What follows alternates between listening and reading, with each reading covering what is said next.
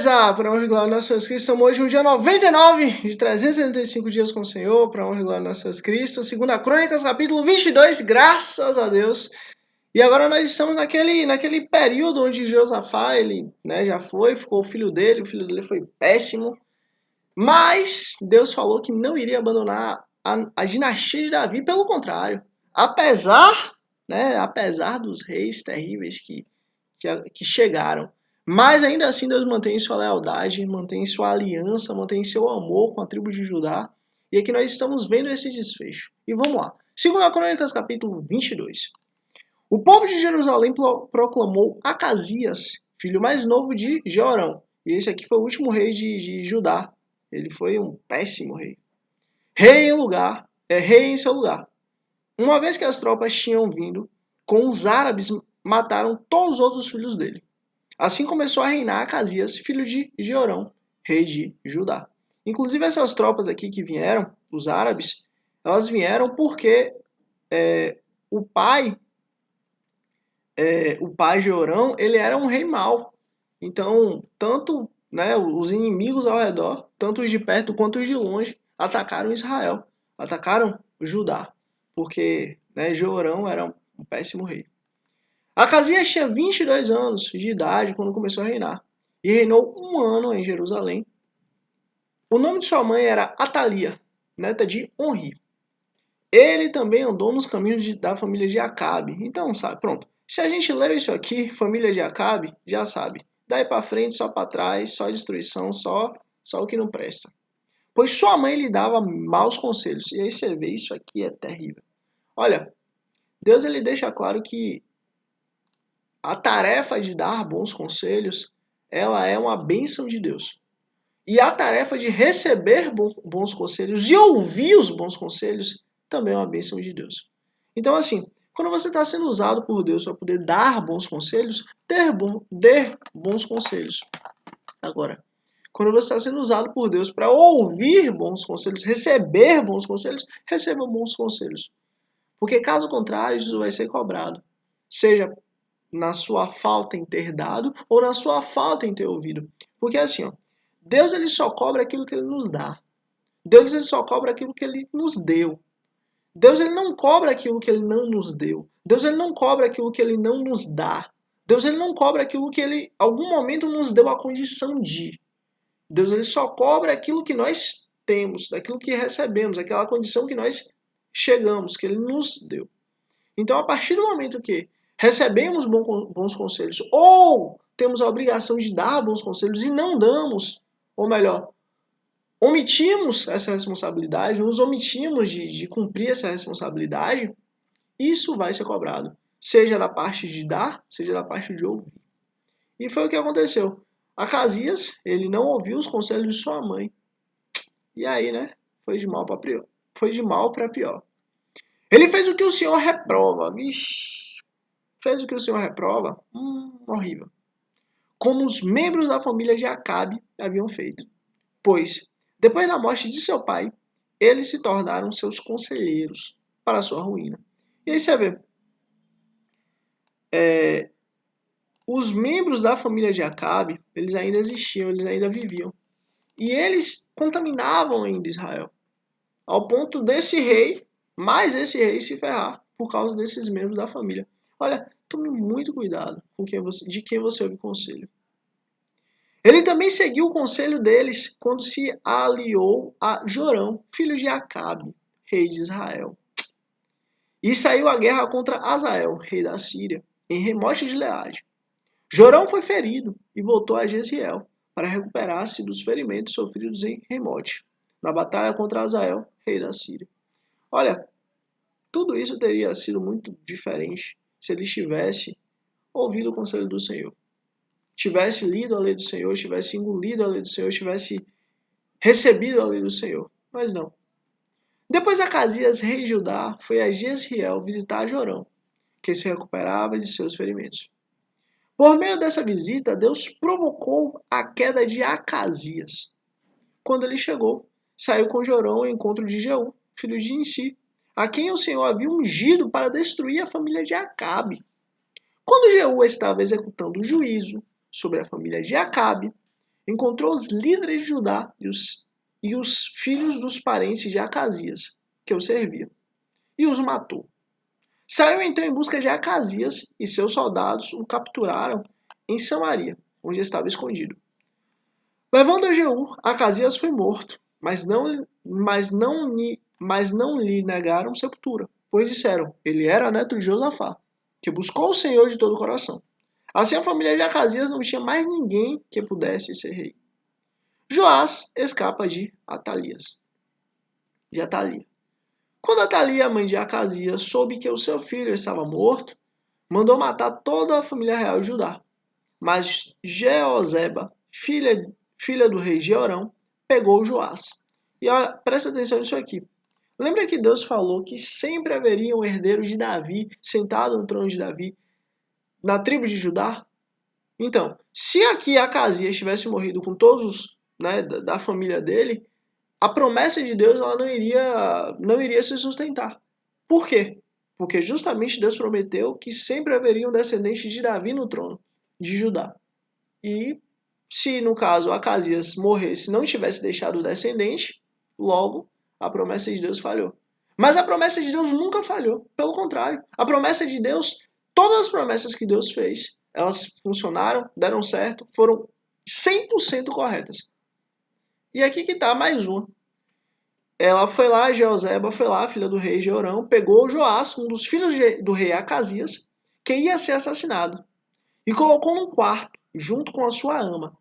Assim Jeozeba, filha do rei Jeorão, mulher do sacerdote Joiada e irmã de Acasias, escondeu Joás de Atalia, de forma que ela não pôde matá-lo. 6 anos ele ficou escondido com elas no templo de Deus, enquanto Atalia governava o país. E aí você vê, o menino ficou 6 anos no templo do Senhor. 6 anos lá, guardado, escondido. Para quê? Para que um descendente de Davi pudesse reinar futuramente. E a tribo de Judá, na tribo de Judá, e a promessa de Deus se cumprir. Segundo a Crônicas, capítulo 23. No sétimo ano, Joiada encorajou-se e fez um acordo com os líderes dos batalhões de Sem. Azarias, filho de Jeroão, Ismael, filho de Joanã, Azarias e esse pessoal todo aí. Eles percorreram todo o Judá e reuniram de todas as cidades os levitas e os chefes das famílias israelitas. Quando chegaram a Jerusalém, toda a assembleia fez um acordo com o rei no templo de Deus. Joiada lhes disse, reinará o filho do rei, conforme o Senhor prometeu acerca dos descendentes de Davi. Olha, Joiada estava aqui falando exatamente daquele menino que tinha sido escondido. Olha, ele vai reinar. Por quê? Porque Deus fez uma aliança. Deus fez um juramento. Que sempre os descendentes da família de Davi iriam reinar na tribo de Judá. Vocês vão fazer o seguinte. Um terço de vocês, sacerdotes e levitas, que entrarão no serviço no sábado, deverá ficar vigiando as portas do templo. Um terço do palácio real e um terço no palácio real e um terço na porta do alicerce. E todo o povo estará nos pátios do templo do Senhor. Ninguém deverá entrar no templo do Senhor, exceto os sacerdotes e os levitas de serviço. Estes podem entrar porque foram consagrados, mas o povo deverá observar o que o Senhor lhes determinou. Os levitas deverão posicionar-se em torno do rei, todas as armas na mão. Matem todo aquele que entrar no templo. Acompanhem o rei aonde quer que ele for. Isso aqui era um menino pequeno que estava sendo guardado dentro do templo do Senhor. Os levitas e todos os homens de Judá fizeram como o sacerdote Joiada havia ordenado. Cada um levou seus soldados, tanto os que estavam entrando no serviço do sábado, como os que estavam saindo. Pois o sacerdote Joiada não havia dispensado nenhum das divisões. Então ele deu aos líderes dos batalhões de Sem as lanças e os escudos grandes e pequenos que havia pertencido ao rei Davi e que estavam no templo do Senhor. Posicionou todos os homens, cada um de arma na mão, em volta do rei, perto do altar e no templo, desde o lado sul até o lado norte do templo. Joiada e seus filhos trouxeram o filho do rei e o coroaram. Entregaram-lhe uma cópia da aliança. Opa! Uma cópia da lei do Senhor, uma cópia da palavra, uma cópia da lei do Altíssimo Deus. Olha que coisa linda. E o proclamaram rei, ungindo e gritando, viva o rei. E aí você vê aquele menino que tinha sido esquecido, guardado, protegido dentro do templo do Senhor, agora tinha acabado de ser ungido rei. O rei de Judá, descendente de Davi, da tribo de Davi, que veio ali da aliança, que veio ali da promessa, cumprindo a promessa. Quando Atalia ouviu o barulho do povo correndo e aclamando o rei, foi ao templo do Senhor, onde estava o povo. Lá ele viu o rei à entrada, em pé junto à coluna. Os oficiais e os tocadores de corneta estavam ao lado do rei, e todo o povo se alegrava ao som das cornetas. Os músicos com seus instrumentos musicais dirigiam louvores. Então Atalia rasgou suas vestes e gritou: traição, traição. E aí você vê por quê? Porque a Thalia queria, né, continuar mandando, continuar sendo rainha, digamos assim. E ela, no caso, fazia parte do grupo de Acabe. Ela fazia parte daquele grupo antigo do pessoal de Acabe, da família de Acabe. O sacerdote Joiada ordenou aos líderes dos batalhões de 100, que estavam no comando das tropas: levem-na para fora por entre as fileiras, e matem a espada todo aquele que a seguir. Pois o sacerdote dissera: não a matem no templo do Senhor. Então eles a prenderam e a levaram à porta dos cavalos, no terreno do palácio, e lá a mataram. E Joiada fez um acordo pelo qual ele, o povo e o rei seriam o povo do Senhor. Você vê coisa linda. De novo, o acordo foi feito. De novo, o acordo foi feito. Qual é o acordo? O acordo é: vamos ser o povo do Senhor. Olha, nós queremos isso, nós buscamos isso. Nossa dedicação é a Deus. Nós queremos dedicar a Deus. Todos de acordo? Amém, amém. Fechou, acabou. Então todo o povo foi ao templo de Baal e o derrubou. Despedaçou os altares e os ídolos e mataram Matã, sacerdote de Baal, em frente dos altares. Joiada confiou a supervisão do templo do Senhor aos sacerdotes levitas, aos quais Davi tinha atribuído tarefa no templo, para apresentarem os holocaustos ao Senhor, conforme está escrito na lei de Moisés, com júbilos e cânticos, seguindo as instruções de Davi. Esse é coisa linda, né? Aqui estava sendo atribuído de novo as tarefas e os holocaustos ao Senhor, em gratidão ao que o Senhor ao que o Senhor tinha feito, em honra ao nome do Senhor. Também pôs guardas nas portas do templo do Senhor, para que não entrasse ninguém que de alguma forma estivesse impuro. Levou consigo os líderes dos batalhões de 100, os nobres, os governantes do povo e todo o povo, e junto conduziram o rei do templo do Senhor ao palácio, passando pela porta superior, e instalaram o rei no trono. E todo o povo se alegrou. A cidade aclamou-se. A cidade acalmou-se depois que Atalia foi morta à espada. Segundo a Crônicas, capítulo 24. As reformas de Joás no templo. Joás tinha 7 anos de idade quando se tornou rei e reinou 40 anos em Jerusalém. O nome de sua mãe era Zíbia. Ela era de Berseba. Joás fez o que o Senhor aprova. Pronto. Acabou. Se fez o que o Senhor aprova, dá certo. Se fez o que o Senhor aprova, funciona. Se fez o que o Senhor aprova, dá tudo bem. Joás fez o que o Senhor aprova, enquanto viveu o sacerdote Joiada. Este escolheu para Joás 2 mulheres, e ele teve filhos e filhas. Algum tempo depois, Joás decidiu fazer reparos no templo do Senhor. Ele reuniu os sacerdotes e os levitas e lhes disse: vão à cidade de Judá e recolham os impostos devidos anualmente por todo Israel, para fazer reparos no templo de Deus. Vão agora mesmo. Os levitas, porém, não agiram imediatamente. Olha, pelo fato dos levitas não agirem imediatamente, olha o que aconteceu.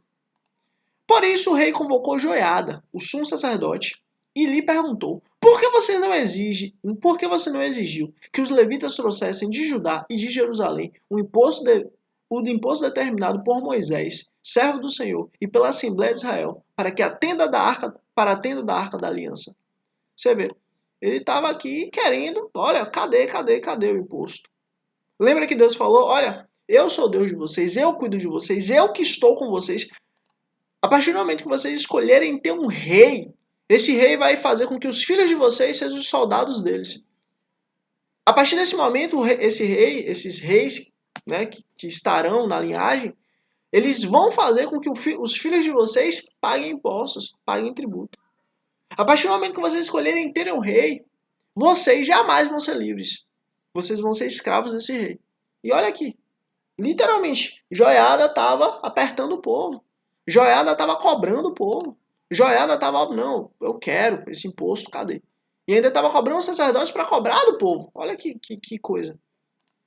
De fato, Atalia, aquela mulher ímpia, e os seus filhos tinham arrombado o templo de Deus e tinham até usado os seus objetos sagrados para cultuar os balins.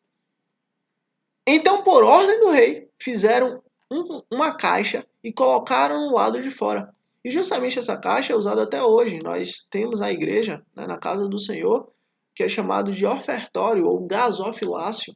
É justamente essa caixa. A entrada do templo do Senhor. Fez a seguir uma proclamação em Judá e em Jerusalém para que trouxessem ao Senhor o imposto que Moisés, servo de Deus, havia exigido de Israel no deserto. Todos os líderes de todo o povo trouxeram com alegria as suas contribuições, colocando-a na caixa até enchê-las. Sempre que os levitas levavam a caixa até os supervisores do rei, estes viam que havia muita prata. O secretário real e oficial do sumo sacerdote esvaziava-na e levava-na de volta, fazendo isso regularmente. Ajuntaram uma grande quantidade de prata. O rei Joiada entregavam essa prata aos homens que executavam os trabalhos necessários no templo do Senhor. Eles contratavam pedreiros, carpinteiros e também operários que trabalhavam em ferro e em bronze para restaurarem o templo do Senhor. E aí você vê, olha, esses homens aqui, esses pedreiros, esses carpinteiros e esses operários, eles estavam trabalhando no templo de Deus. Mas eles não recebiam oração. Eles não recebiam, né, como pagamento a oração, por exemplo. Eles recebiam o dinheiro. Por quê? Porque eles também estavam trabalhando.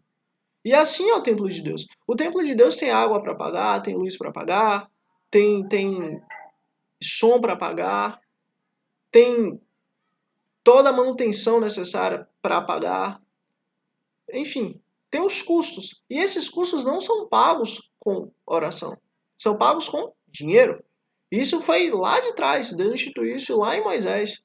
E continua aqui. E lá na frente nós vamos ver isso também com Cristo e com os profetas. E com os apóstolos.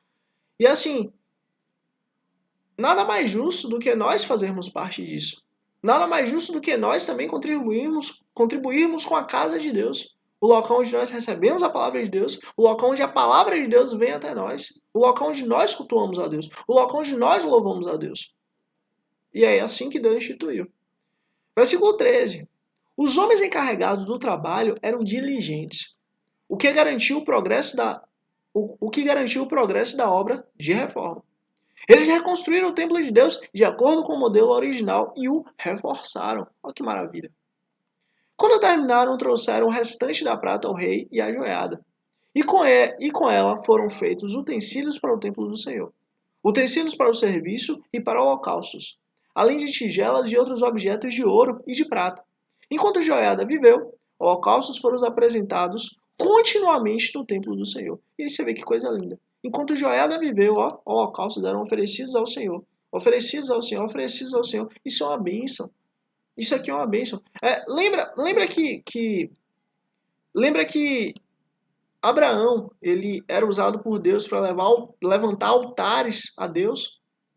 Aqui, esse hábito se manteve. Qual era o hábito? Qual é o hábito? De louvar a Deus todo dia. De levantar holocausto e sacrifício a Deus todo dia. É exatamente o que a gente está fazendo aqui agora. Estamos comendo a palavra do Senhor, estamos digerindo a palavra do Senhor, estamos descansando na palavra do Senhor. Isso aqui é louvor a Deus. Isso aqui é gratidão a Deus. Joiada morreu com idade avançada. Olha que coisa linda. Com 130 anos. Olha que maravilha. Olha, tem uma coisa interessante que é o seguinte. Deus falou assim, olha, a partir de agora o homem só vai viver 120 anos. Joiada viveu 130. Por quê? Lembra que Joiada ficou no templo do Senhor? Há um segredo aí. O tempo que nós passamos no templo do Senhor, nós somos renovados. Deus renova a nossa força. Deus renova quem somos. Deus nos renova. Quer ser renovado? Vai para a casa de Deus. Quer ser renovado? Ore para Deus. Quer ser renovado? Esteja com o Senhor. Ele renova nossas forças. Ele renova a nossa vida. Quer viver muito? Esteja com o Senhor. Esteja na casa do Senhor. Trabalhe para o Senhor. Soe para o Senhor. Olha, talvez na sua igreja, ou no ambiente onde você está inserido, pode ter discussão, pode ter briga para fulano por determinado cargo, por determinado título, não importa. Mas eu tenho certeza de uma coisa. Com certeza não há briga para quem é que vai limpar o chão da igreja, quem é que vai limpar o banheiro da igreja, quem é que vai limpar a cozinha da igreja, quem é que vai limpar o som da igreja. Não há luta para esse tipo de coisa. Deus, ele não liga para o que você está fazendo. Para Deus não existe trabalho grande ou pequeno, mas para Deus existe compromisso. Tenha compromisso com a obra do Senhor. Tenha compromisso com o Senhor. Ore pelas coisas do Senhor. Ore pela casa do Senhor. Ore pelos seus irmãos. Inclusive, me coloca também na oração. Ora por mim também. Por quê? Porque todos nós estamos aqui um para ajudar o outro. O que eu posso fazer é isso. Mas o que você pode fazer é outra coisa. Por exemplo, agora você pode escrever aqui, ó, Deus.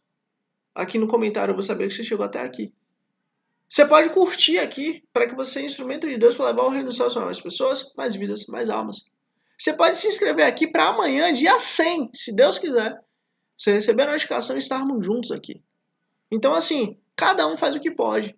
Eu não posso fazer a sua parte, você não pode fazer a minha. Mas eu posso te ajudar e você pode me ajudar. E nós fazemos isso para Deus. E glória a Deus por isso. A impiedade de Joás. Você vê, mesmo Joás vivendo 130 anos, ou seja, recebendo muita graça, muita bênção, muita bênção da parte de Deus, ainda assim ele teve impiedade. Depois da morte de Joiada, os líderes de Judá foram falar com o rei e lhe prestaram reverência. E ele aceitou o que disseram. Então abandonaram o templo do Senhor. Oh, meu Deus. Você vê, enquanto Joiada estava vivo, enquanto Joás estava vivo, tudo bem. Mas, ó, abandonaram o templo do Senhor. Faz isso não, nunca. O Deus dos seus antepassados. E prestaram culto aos postes sagrados e aos ídolos. Por culpa deles, a ira de Deus veio sobre Judá e Jerusalém. Você vê, até então Deus estava feliz e grato, estava satisfeito, estava abençoando, estava protegendo, estava cada vez mais presente em Israel. Agora, Israel abandonou a Deus, tudo bem, a ira caiu sobre Israel. O pecado caiu sobre Israel. Embora o Senhor tivesse enviado profetas ao povo para trazê-los de volta para ele, e os profetas tivessem testemunhado contra eles, o povo não quis ouvi-los. E aí você vê, Deus não mandou nenhum nem dois profetas, Deus mandou diversos profetas. Inclusive, se Deus quiser, no decorrer, o Senhor, através da lei do Senhor, ele vai nos mostrar vários profetas que foram mandados. Cada um mais terrível que o outro. Mas mesmo assim o povo estava nem aí. E no caso, esses profetas são os profetas antes do exílio da Babilônia. São os profetas que vieram antes do exílio.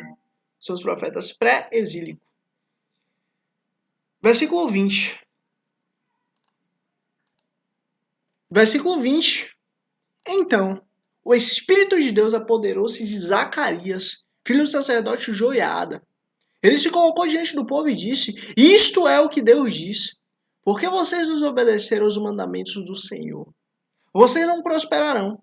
Já que abandonaram o Senhor, ele os abandonará. Acabou. Não tem conversa. Olha, quando a gente está com Deus, quando a gente busca estar com Deus, ele está conosco. Mas quando a gente abandona o Senhor, ele nos abandona. Assim é.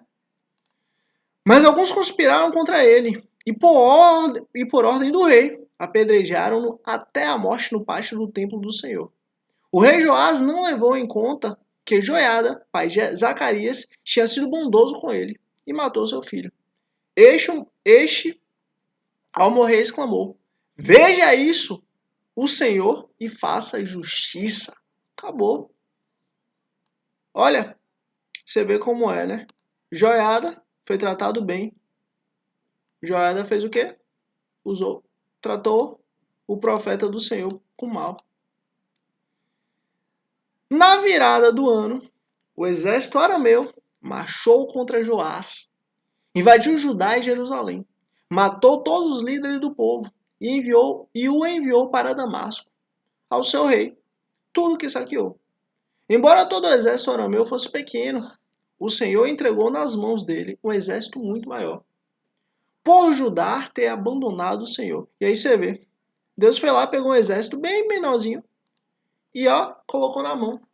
Para quê? Porque justamente esse exército pequeno tinha sido levantado por Deus contra o exército grande. Por quê? Porque o exército grande abandonou o Senhor, o Deus dos seus antepassados. Assim o juízo foi executado sobre Joás. Lembra? Chegou. Quando os arameus foram embora, deixaram Joás seriamente ferido. Seus oficiais conspiraram contra ele, porque ele tinha assassinado o filho de sacerdote Joiada, e o mataram em sua cama. Assim ele morreu e foi sepultado na cidade de Davi, mas não nos túmulos dos reis.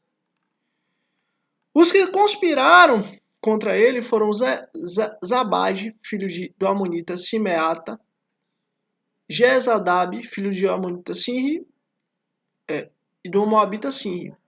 Quanto aos seus filhos, as muitas profecias a respeito e os relatos de restauração do templo de Deus, tudo está escrito nas anotações dos livros dos reis. E o seu filho Amazias foi o seu sucessor. E para onde glória nós somos Cristo, esse foi o nosso dia 99, graças a Deus. Se inscreve aqui para amanhã, dia 100, estarmos aqui juntos, para honra e glória nós somos Cristo, entrando agora no dia 100, né? Os 3 dígitos aqui. E é isso, se inscreve aqui para honra e glória nós somos Cristo, para amanhã, dia 100, estarmos juntos. Curte aqui para que você é instrumento de Deus para chegar o reino dos céus para mais pessoas, mais vidas, mais almas, e Deus usando você para poder fazer isso. Escreve aqui, seu, S-E-U, para justamente saber que você chegou até o fim. E é isso. Let's bora que Deus é bom, o que importa. Deus abençoe grandemente você e sua família. Em nome de Cristo Jesus. Até amanhã, dia 100. Em nome de Cristo Jesus. Amém.